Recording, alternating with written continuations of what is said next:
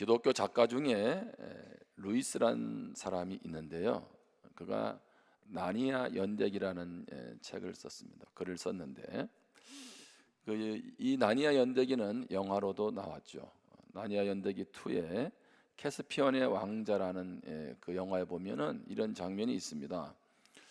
나니아가 적군에 의해서 폐허가 됩니다. 자, 그래서 그 나니아를 다시 찾기 위해서 사남매가 길을 찾아 나섭니다. 자, 사남매는 이 나니아를 다시 이제 회복하려면 사자 아슬란의 도움이 필요한 거예요. 그래서 아슬란을 찾는데 지금 찾지를 못하고 만나지를 못했습니다.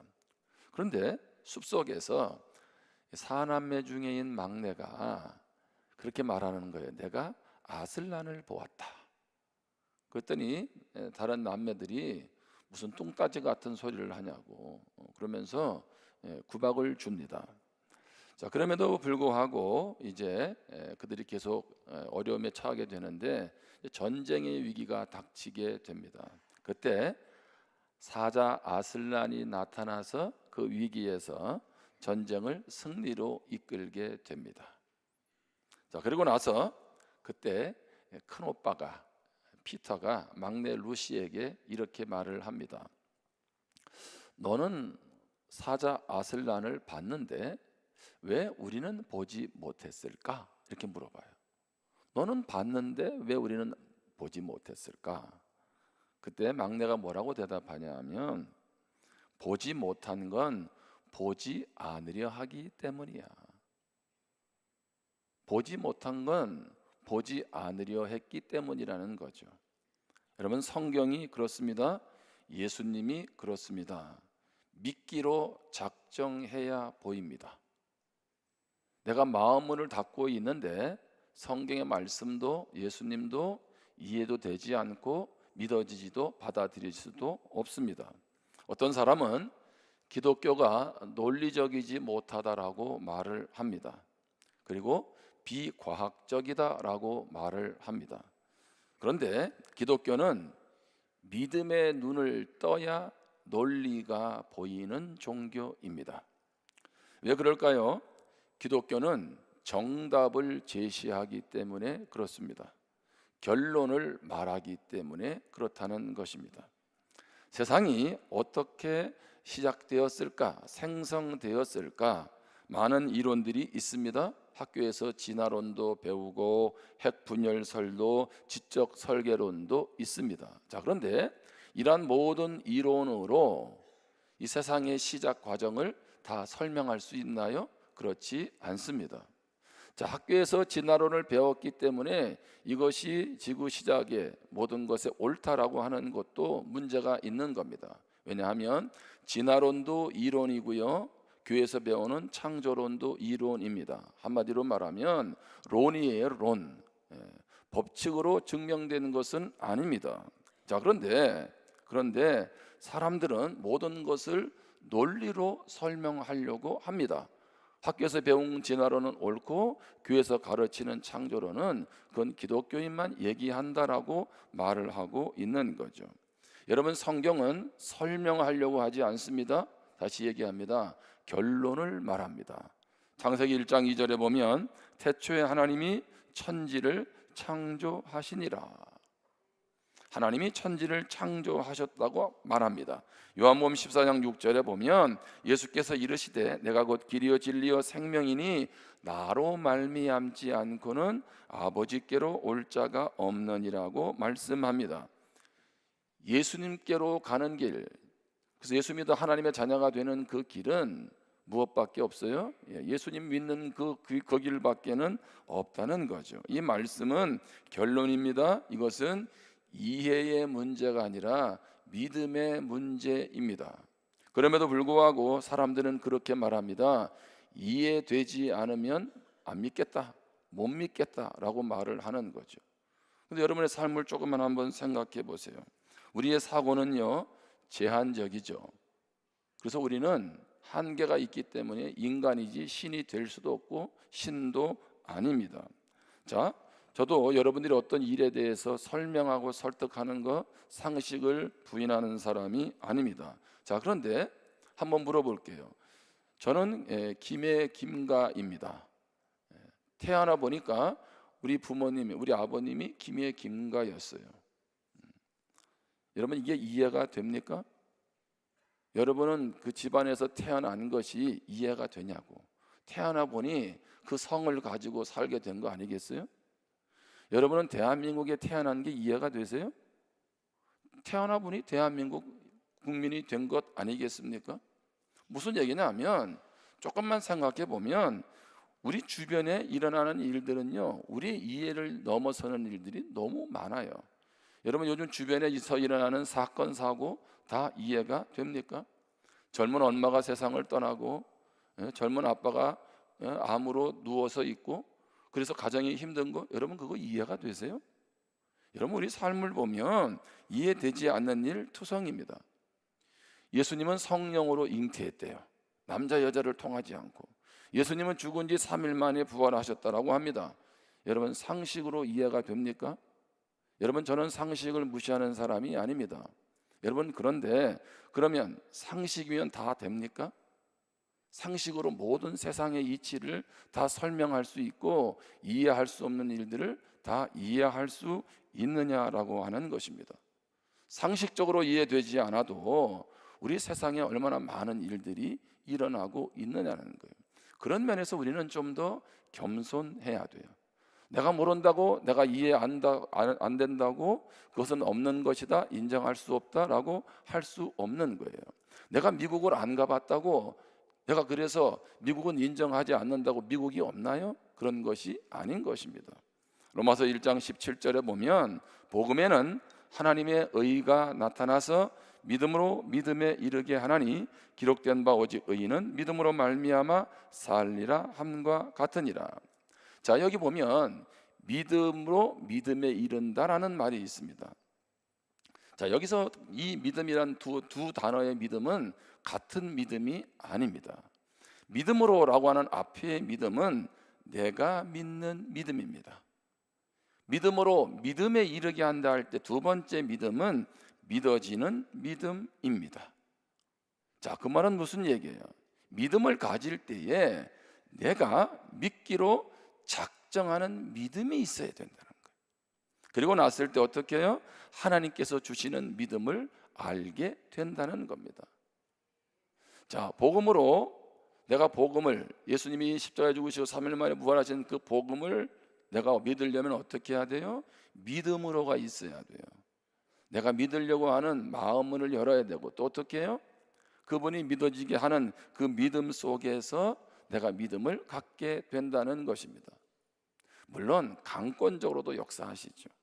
자, 그렇다면 오늘 믿음이라고 하는 자체가 그렇다면 하나님께로부터 오는 엄청난 축복이라면 우리가 믿음의 과정을 좀 한번 같이 나누기를 원하는데요. 예수 믿는 과정.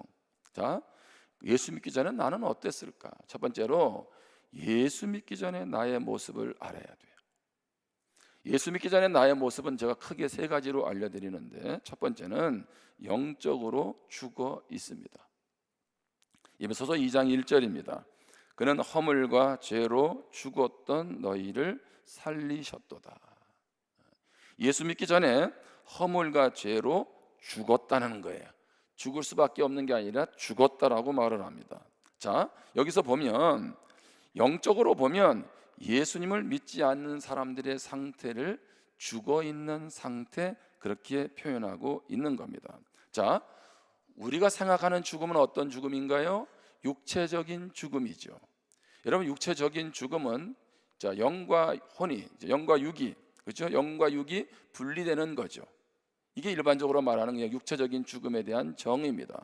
자, 그런데 성경에서는 영적인 죽음이 있다는 거예요.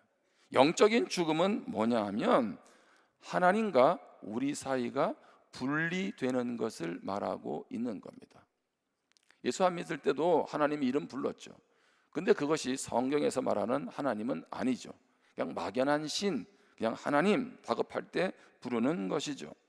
아담과 하와가 범죄하고 난 다음에 모든 인류는 죄 가운데 거하게 되고 영적인 죽음을 맛보게 되는데, 그것은 뭐예요? 하나님과 나와 상관이 없는 그런 상태로 살아오게 된 것입니다.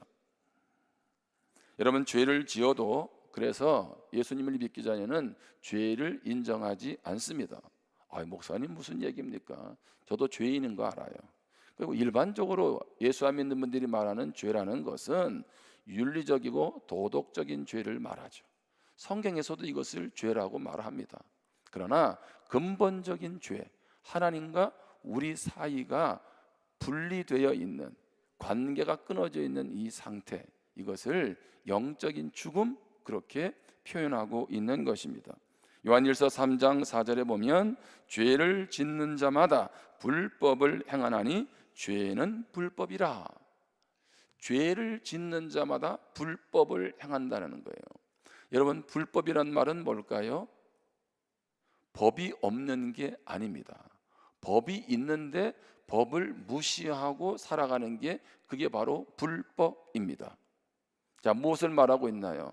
이미 성경에서 하나님의 말씀대로 살아가는 것이 옳다라고 하지만 하나님을 무시하고 하나님의 말씀을 무시하고 살아가는 것, 그게 바로 불법입니다. 바로 예수 믿기 전에 우리의 모습을 분명하게 성경은 영적으로 죽어 있다, 이렇게 표현하고 있는 거예요. 뿐만 아니라 두 번째로 영적 원수의 지배를 받고 있습니다. 에베소서 2장 2절 3절에 보면 그때 너희는 그 가운데서 행하여 이 세상 풍조를 따르고 공중의 권세 잡은 자를 따랐으니 곧 지금 불순종의 아들들 가운데서 역사하는 영이라. 말씀을 잘 보시면 공중의 권세 잡은 자를 따랐다라고 말합니다. 여기 공중의 권세 잡은 자가 바로 영적 원수 사단 마귀를 뜻합니다. 3절에 보면 전에는, 예수 믿기 전에는 우리도 다 그 가운데서 우리 육체의 욕심을 따라 지내며 육체와 마음에 원하는 것을 하여 다른 이들과 같이 본질상 진노의 자녀이더니. 무슨 얘기입니까?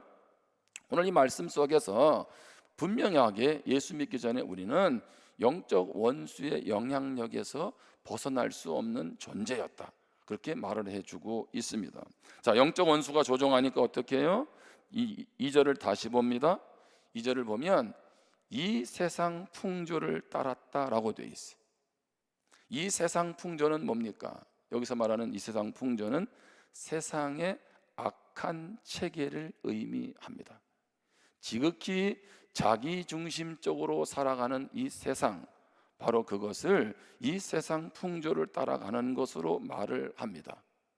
하나님 중심인 신본주의가 아니라 자기가 중심이 된 인본주의, 바로 그것이 세상 체계죠. 자, 그런데 로마서 12장 2절에 보면 너희는 이 세대를 본받지 말고 오직 마음을 새롭게 함으로 변화를 받아 하나님의 선하시고 기뻐하시고 온전하신 뜻이 무엇인지 분별하도록 하라. 자, 이 세상 풍조를 따르지 말라 그랬죠. 로마서 12장 2절에서는 이 세대를 본받지 말라는 표현으로 사용해 주고 있습니다. 이 세대를 본받지 말라, 잘못된 사조, 어떤 사고, 그런 체계를 따라가지 말라는 거죠. 한 예를 들면, 자, 성에 대해서 한번 살펴봅니다. 성. 요즘에 한국 사회도 동성애 문제 때문에 계속 논란이 되고 있잖아요. 기독교는 포괄적 차별금지법을 반대합니다. 그런데 차별금지법을 반대하지는 않아요. 장애인을 차별하고 어려움 가운데 있는 사람들을 차별하는 것, 이미 그건 법제화되어 있고 그것은 찬성합니다. 포괄적 차별금지법은 뭐예요? 남자가 여자가 되고 여자가 남자가 될 수 있고, 교회에서도 그런 동성애를 설교하게 되면 감옥에 가야 되는, 한마디로 성적인 혼란을 오기 때문에 바로 그런 면에서 반대하고 있죠. 인간의 삶의 질도 얼마나 깨어지겠습니까? 내가 딸을 낳았는데 이 딸이 남자가 되겠답니다. 그거 만류할 수가 없어요. 만약에 법적으로 통과가 되면. 지금 세상은 그렇게 지금 흘러가고 있습니다. 자, 요즘에는 혼전에, 결혼하기 전에 임신하면 뭐라고 얘기합니까? 축복해 주세요. 제가 최고의 선물을 받았어요. 그렇게 말을 합니다. 제가 그분들을 정죄하겠다는 말이 아닙니다. 이미 가정은 결혼하기 전부터 자기 원하는 대로 동거하다가 마음에 들면 살고 마음에 안 들면 헤어지는 그런 시대가 되어가고 있지요. 어른들도 어떻게 합니까? 나이가 들어 자녀 보기 부끄러워서, 남들 보기 부끄러워서 결혼은 하지 않는데 졸혼을 합니다. 졸혼. 졸혼이나 이혼이나 뭐가 달라요? 자, 제가 한 성적인 부분만 지금 다루고 있는 거죠. 여러분, 우리가 조금만 생각해 보면 이게 제정신인가 할 정도로 세상이 요지경 속으로 빠져 있는 것을 보게 됩니다. 성경은 이 세상 풍조를 따르지 말아라, 이 세대를 본받지 말아라, 그리고 분별하라, 그렇게 말씀하고 있습니다. 뿐만 아니라 영적 원수가 모든 것을 지배한다는 말은 육체의 욕심을 따라 살아간다는 거예요. 자, 우리 에베소서 2장 3절을 한번 다시 볼까요? 에베소서 2장 3절에 보면 전에는 우리도 다 그 가운데서 무엇을 따라? 우리 육체의 욕심을 따라 지내며 라고 되어 있죠. 육체의 욕심은 뭡니까? 자, 여기서 말하는 육체의 욕심은 부패한 성품, 부패한 본성을 의미합니다. 우리 몸, 육체를 말하는 게 아니에요. 여러분, 우리 육체는 귀하죠. 우리 건강관리도 잘해야 되고 몸도 아껴야 됩니다. 근데 성경에서 육체의 욕심이라는 것은 하나님의 뜻과 반한 그냥 부패한 생각, 상황들을 따라서 움직여가는 것을 말하고 있는 거죠. 여러분, 우리 육체의 욕심을 한번 잘 보세요. 정욕, 무욕, 출세욕, 성취욕, 각양각색으로 나타납니다. 여러분, 사람의 욕심은 한이 없습니다. 끊임없이 욕망의 노예가 되어 살아가고 있습니다. 사람들은 스스로 판단해서 결정하고 살아가는 것 같은데 실제로는 영적 원수에 의해서 끌려다니고 있습니다. 끌려다님에도 끌려다니고 있는 것조차도 모릅니다. 사람들은 도덕적으로 또 윤리교육으로 하면 어떤 종교를 믿으면 훈련을 하면 바꿀 수 있다라고 생각하는데 이런 우리는 바뀌어지지 않습니다. 세 번째로 예수를 믿기 전에 우리의 상태는 본질상 진노의 자녀였습니다. 우리 에베소서 2장 3절을 한 번 더 보겠습니다.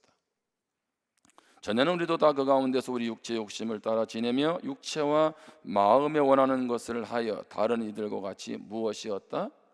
본질상 진노의 자녀이더니라고 표현하고 있죠. 무슨 얘기입니까? 우리는 예수를 믿지 않는 이 땅에서 태어난 우리 모두는 어떤 상태라고 말하고 있어요? 여기 본질상 진노의 자녀라는 얘기는 하나님의 진노를, 하나님의 심판을 피할 수 없다, 그러한 말입니다. 예수를 믿지 않으면 이 땅에서의 삶은 본질적으로 하나님과 원수 관계에 놓여 있다, 그러한 말입니다. 여러분, 우리는 자녀가 태어날 때 얼마나 기쁘고 행복합니까? 그런데 영적으로 보면 그 자녀가 진노의 자녀다라고 표현하고 있는 거죠. 저는 오늘 여러분들을 기분 나쁘게 해드릴 마음이 없습니다. 여러분, 요즘에 좋은 강의들, 좋은 내용들 유튜브 들어가면 많이 듣고 보시잖아요. 근데 여러분들이 오늘 이 시간에 온 이유는 있잖아요. 이 교회까지 오는 게 정말 쉽지 않았잖아요. 그렇죠? 저는 그런 면에서 여러분을 협박하고자 하는 마음도 없고요. 그 대신 왜 우리가 예수를 믿어야 되는지는 제가 알려드려야 되잖아요. 제가 그래서 오늘 성경을 가지고 얘기하는 거예요. 내가 믿을 수 없다고, 내가 받아들일 수 없다고, 이 사실은 나하고 상관없는 것이냐? 한번 생각해 보시라는 거예요. 예수 믿기 전에 우리의 상태는 영적으로 죽어 있다. 그리고 영적 원수에 의해서 계속 지배당하고 있다. 뿐만 아니라 뭐라고요? 본질상 진노의 자녀가 돼서 하나님의 심판을 피할 수 없는 존재다라고 성경은 그렇게 말하고 있습니다.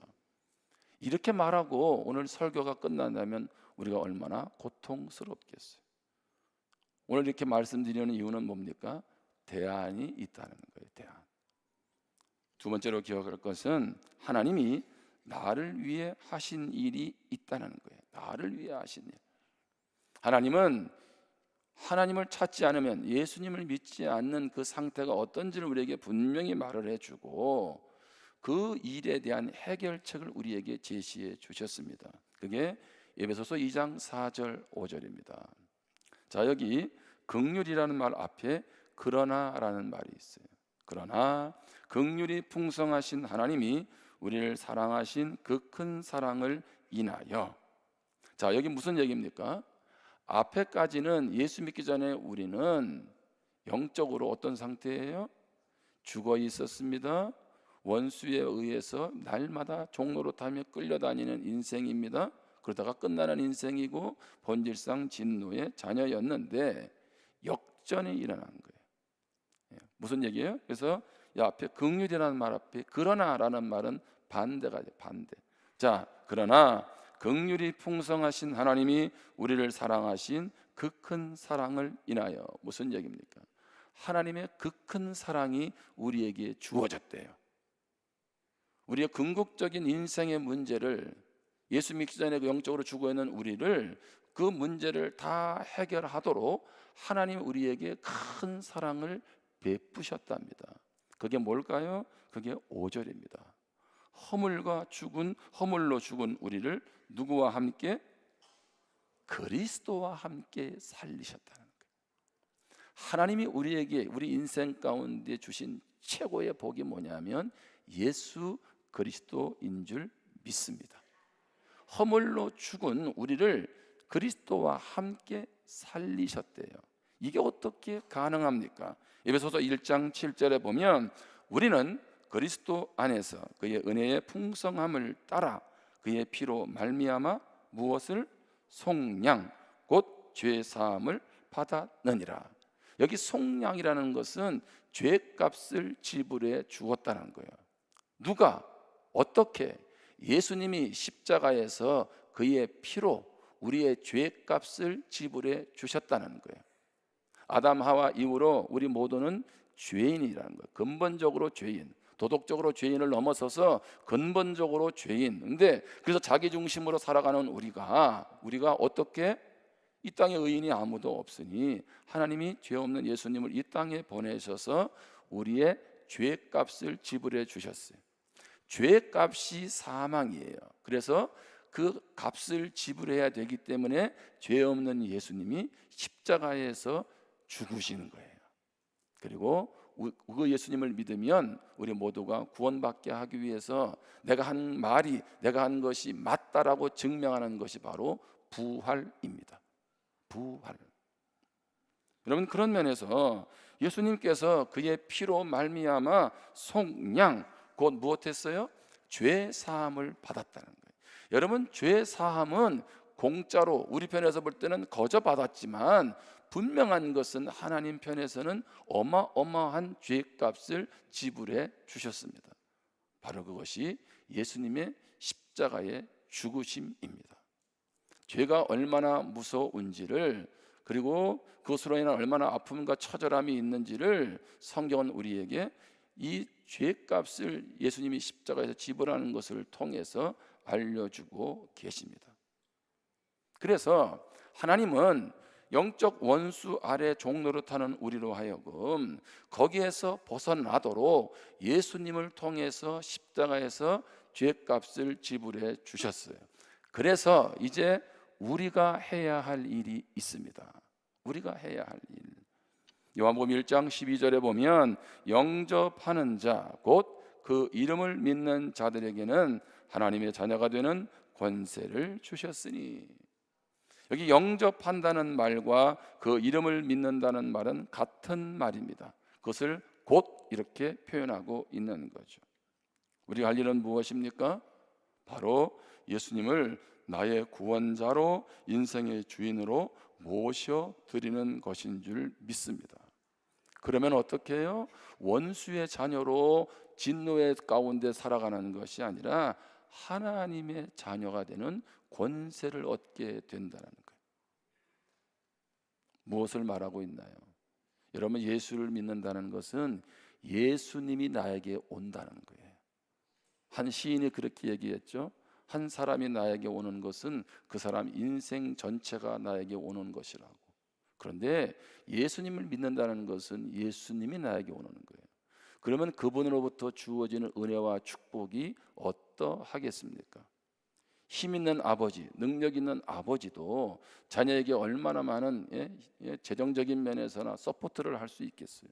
그런데 우주 만물을 창조하신 하나님 아버지가 나에게 전부로 다가오신다는 것. 하나님의 자녀가 되는 것은 그래서 권세예요, 권세. 저는 예수님을 만나서 죄의 문제만 해결되는 것뿐만 아니라 하나님이 내 인생의 아버지가 되는 축복을 누리기를 주님의 이름으로 축원합니다. 근데 그것은 어떻게 해요? 아우 목사님 어떻게 내가 한 일도 있는데 그냥 영접만 하면 됩니까? 예. 죄 사함을 받으면 되는 거예요. 예수를 믿으면 되는 거예요. 그래서 에베소서 2장 8절 9절에 보면 너희는 그 은혜에 의하여 믿음으로 말미암아 구원을 받았으니 이것은 너희에게서 난 것이 아니요 하나님의 선물이라. 행위에서 난 것이 아니니 이는 누구든지 자랑하지 못하게 하려 합니다. 못하게 합니다. 무슨 얘기입니까? 구원받는 것, 하나님의 자녀가 되는 것은 내가 어떤 노력을 한다든가 착한 일을 많이 한다든가 나의 행위에 의해서 나의 의로 주어지는 것이 아니에요. 그래서 자랑할 수 없어요. 8절에 뭐라 그랬습니까? 은혜에 의한 하나님의 선물입니다. 저는 오늘 이 자리에 오신 분들이 예수님을 만나기를 주님의 이름으로 축복합니다. 그리고 이 발걸음이 여러분의 인생을 바꾸는 그런 계기가 되기를 주님의 이름으로 축복합니다. 한 이야기만 하고 마칠게요. 한 8년 전이죠. 필리핀에서 한 어부가 진주를 발견을 했습니다. 진주의 크기가 얼마인가 봤더니 67cm 길이가, 그리고 폭이 30cm, 무게는 34kg. 제가 그 기사를 보니까 얼마 정도의 가치가 있나 했더니 시가로 1천억 원. 여러분들은 돈을 좀 아는 분이고 어떤 분들은 나하고 전혀 무관한 일이니까. 근데 1천억 원, 1천억 원. 그런데 이 어부가 이걸 잡아가지고 그냥 이제 필리핀의 그 팔라완 섬 앞바다에서 잡았는데 그냥 집에다가 갖다 놓은 거예요. 뭔가 좀 이렇게 좀 크잖아. 빛도 나고. 그러니까 뭐 이거 갖다 놓으면 뭔가 좋은 일이 있겠다 싶어서 그냥 집안에 갖다 놓은 거예요. 그러다가 이 집이 불이 났어요. 화재가 나가지고 이것을 어떻게 할까 하다가 그 이 섬에 있는 그 시 공무원한테 맡겼어요. 좀 보관해 달라고. 그랬더니 이 공무원이 그것을 맡아가지고 감정 의뢰를 해보니까 이게 1천억짜리인 거예요. 그러니까 어부의 집에 불이 안 났으면 어떻게 했어요? 끝까지 이게 얼마인지도 모르고 그냥 집안에다 하나 돌같이 그냥 두었을 거예요. 제가 뭐를 말하고 있냐면 여러분이 예수님의 가치를 좀 발견하면 좋겠어요. 아멘. 사실은 여기 믿는 분조차도 내가 믿는다는 게 얼마나 축복된지를 잘 몰라. 아까 우리 김수미 씨 간증을 했잖아, 그렇죠? 그분이 얼마 전에 세상을 떠났잖아요. 저도 좀 안타깝더라고. 늘 옆에서 이렇게 영상도 보고 그분 프로그램도 보고 참 많이 웃기도 했는데 즐거움을 줬잖아요. 근데 난 저분에게 그런 상처와 아픔이 있는지를 몰랐어요.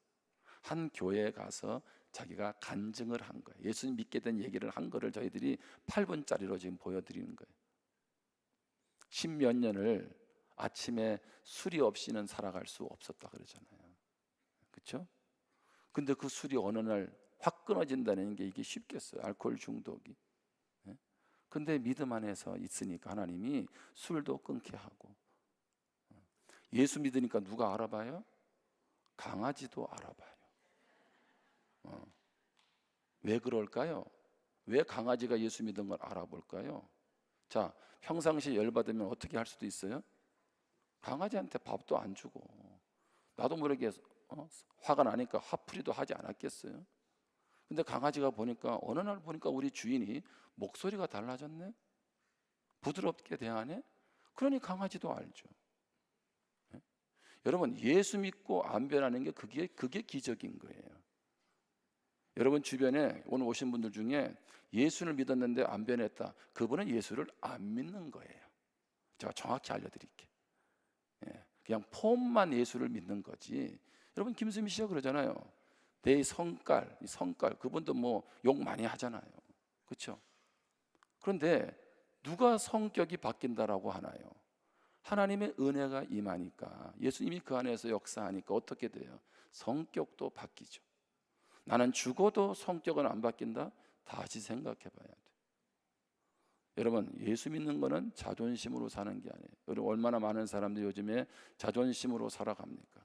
그러다가 양의 안찬이 답답하니 세상을 끊고, 그리고 중독에 빠져서 헤어나오지 못하는 그런 아픈 것들을 많이 보지 않습니까? 왜 그런 현상까지 갈까요? 영적 어두움에 사로잡혀 있기 때문에 그렇습니다. 여러분, 마귀는, 영적 원수는 눈에 보이지 않아요. 그런데 우리의 마음과 우리의 사회와 우리의 삶을 좌우합니다. 그래서 이 세상은 보이는 것에 의해서 움직이지 않고 보이지 않는 것에 의해서 움직인다고 어느 경제학자가 얘기했잖아요. 그게 바로 그분의 말 속에는요, 하나님이 움직인다는 뜻이 포함되어 있는 거예요. 여러분, 영적인 원수가 돼서 거기에 종로로 타면서 진노 아래 거하는 그런 인생, 끌려다니는 인생 살아가시겠어요? 아니면 그 모든 문제를 예수님이 십자가에서 해결해 주셔서 그 예수님을 믿음으로 복 있는 인생 살아가기를 원하십니까? 바라기는 우리 모두가 예수님을 만나기를 주님의 이름으로 축복합니다. 기도하겠습니다. 오늘 저희 교회 와주셔서 감사합니다. 그럼에도 여러분들을 왜 그렇게 한 번만이라도 뭐 교회 가자 그렇게 해서 옆에 있는 분이 모시고 왔을까요? 여러분이 예수를 믿고 안 믿고는 자유입니다. 근데 복음은 믿음으로 믿음에 이르게 합니다. 내가 마음을 닫고 있으면 그 다음 단계는 이루어질 수가 없죠. 특별한 때에 특별하게 하나님이 강권적으로도 하실 수 있지만, 하나님은 먼저 우리가 신사적으로 마음을 열기를 원하세요. 저는 이 자리에 오신 분들이 예수 믿기 전에 인생이 어떤 인생인 것을 오늘 말씀을 통해서 들었습니다. 그렇다면 예수님을 통해 해결해 주신 이 놀라운 사실을 기억하고 예수님을 만나는 은혜가 있기를 원합니다.